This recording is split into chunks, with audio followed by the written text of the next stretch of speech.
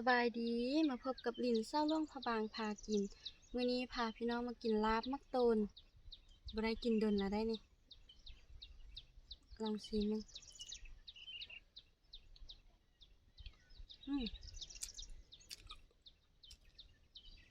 แซ่บอยู่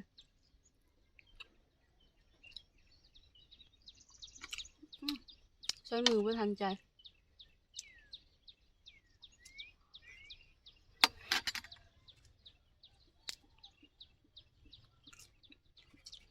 สดลาบ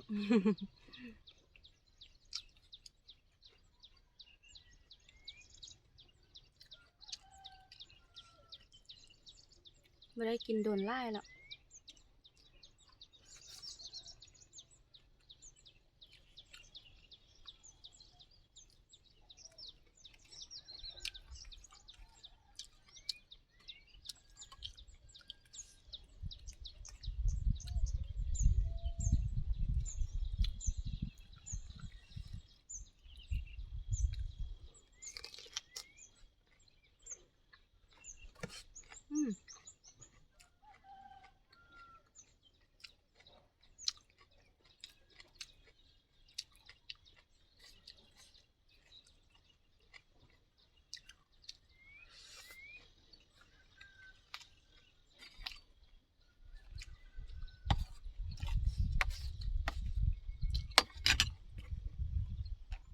ลาบชิ้นหมู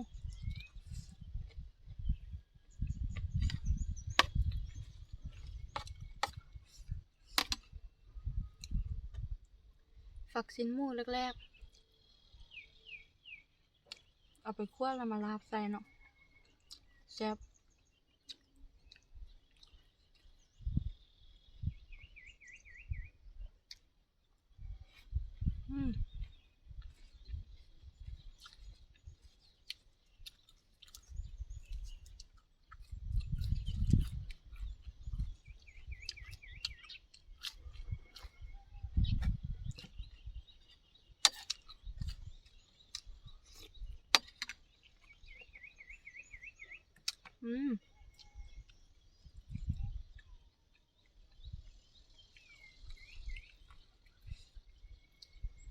บ่ได้กินโดนแล้ว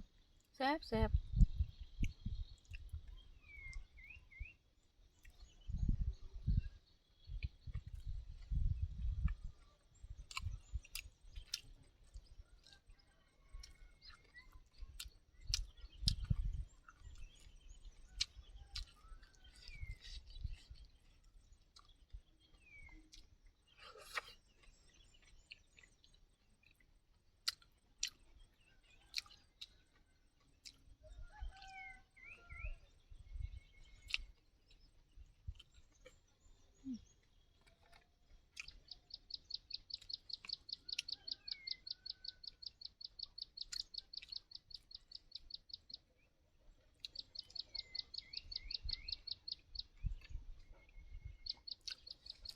นึ่งมักโตนเปื่อยๆหอม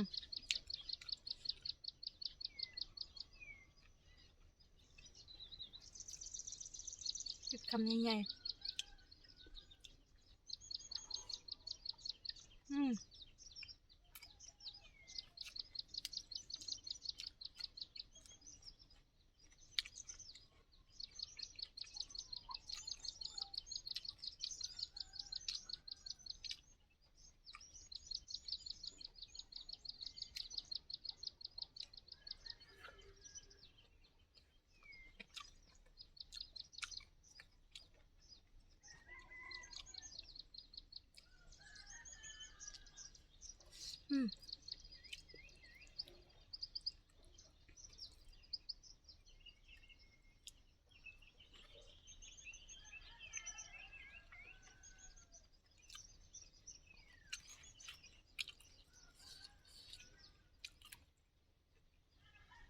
ฮ้อนมื้อนี้นะอาบน้ำแต่เช้า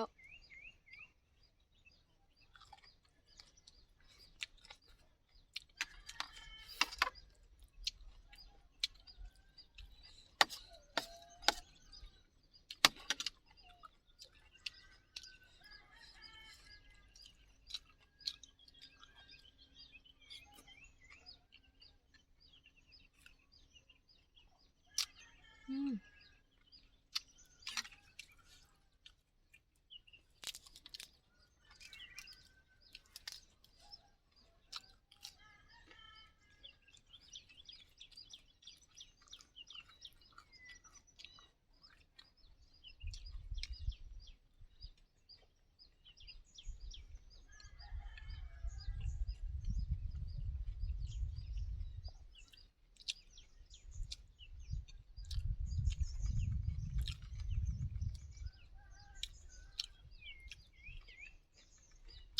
หล่ำปีนึ่งเอามากับ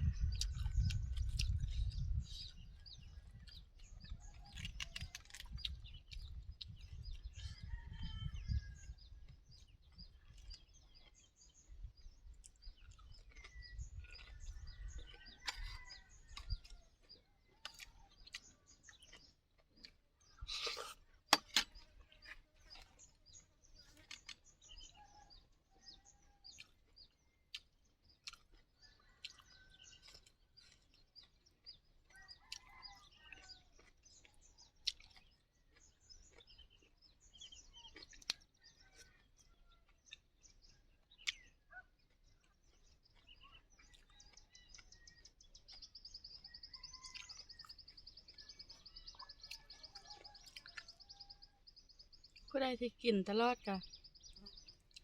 คอมเมนต์บอกเด้อ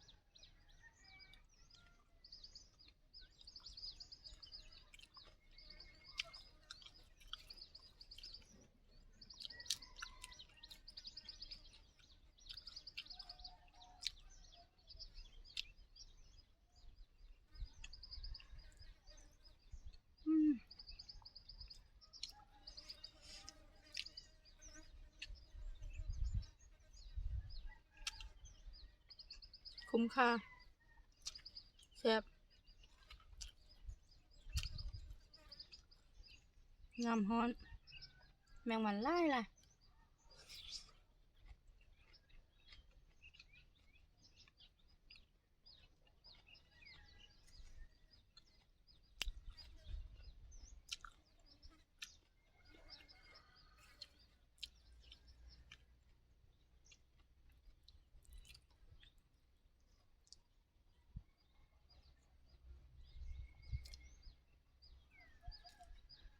อืม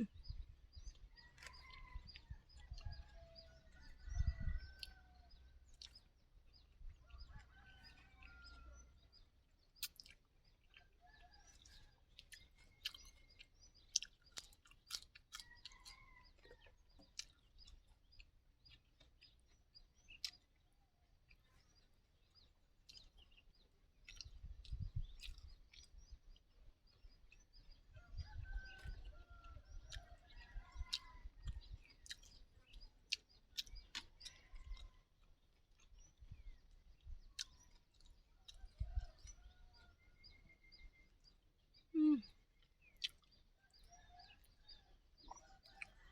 ยัดใส่ยัดใส่อิ่มคำสุดท้าย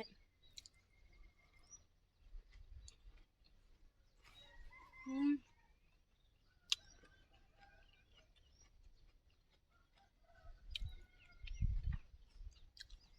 ว่าสิคำสุดท้ายแล้ว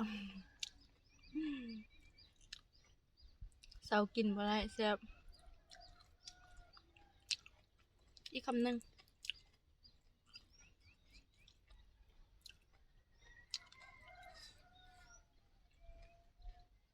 คำนี้ตบท้ายอืม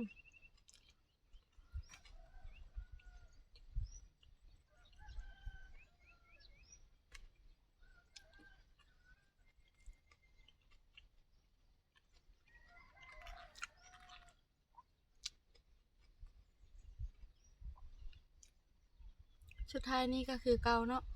ฝากกดไลค์กดแชร์ให้ซ่าด้วยเด้อสบายดี